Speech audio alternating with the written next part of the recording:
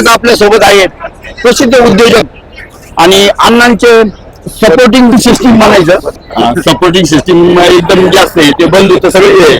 तर नटराज भाऊ सातव पाटील या महाराष्ट्र केसरी बद्दल तुम्ही काय सांगसाल? अण्णांनी किती प्रयत्न केलेले, किती मेहनत घेतलेली 1 महिन्यापासून?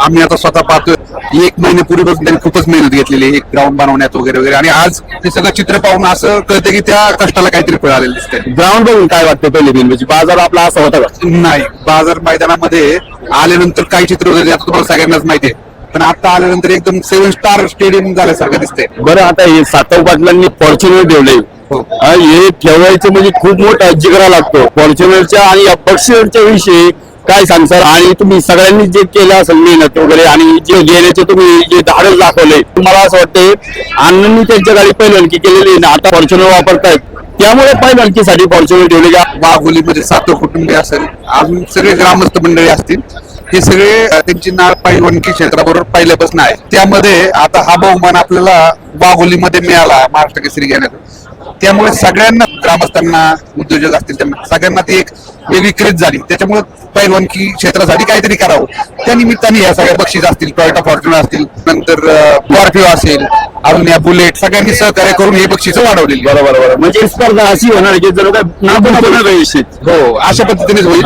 आता तुम्ही आहेत सगळे प्रसिद्धी माध्यमात, तुम्ही तर प्रसिद्धी माध्यमांनी स्पर्धाचं खूप उच्च माझा बाईट घेण्याचे उद्देश हाच आहे की आपल्या माणसाला की आता बाऊनला बरोबर घ्यायला लावले, बाऊ नको मला होते, पण आपला जो अनुभव आहे ना, तुम्ही जे मेहनत घेतलेली प्रत्येकाने इथं महिनाभर जो काढलेला आहे, आणि मी पण स्वतः पाहिलेलं आहे की अण्णा 12 वाजेपर्यंत 1 वाजेपर्यंत वर चढून प्रत्येक पाईप ना पाईप चेक करत होते आणि प्रत्येक छोट्या छोट्या गोष्टी बारकावे पाहिलेले.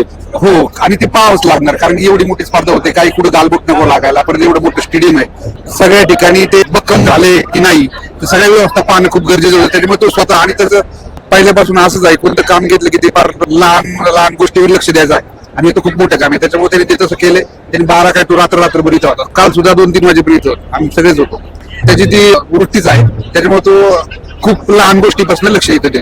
बरोबर, तुम्ही सगळ्यांनीच खूप भारी नियोजन केलेलं आहे. आणि दुसरा मुद्दा म्हणजे कसं, आता सगळे VIP VVIP लोक येणार आहेत, त्याच्यामुळे खूप सिच्युएशन सेन्सिटिव्ह आहे, त्याच्यामुळे ते लक्ष देणं गरजेचं होतं. काल PI नंदकुमार गायकवाड साहेब आले होते, त्यांनी पण म्हणले की खूपच जबरदस्त केले, त्यांचं पण खूप सहकार्य आहे, त्यामुळे नियोजन खूप जबरदस्त झालेले. हो, नक्कीच खूप छान नियोजन झालं. आता 22 तारखेपर्यंत तुमची उलट अशीच साथ असू सगळ्यांची. आम्ही तर असणार आपल्या भावांसाठी, तर आपण भाऊ उपास राहिले पाहिजे.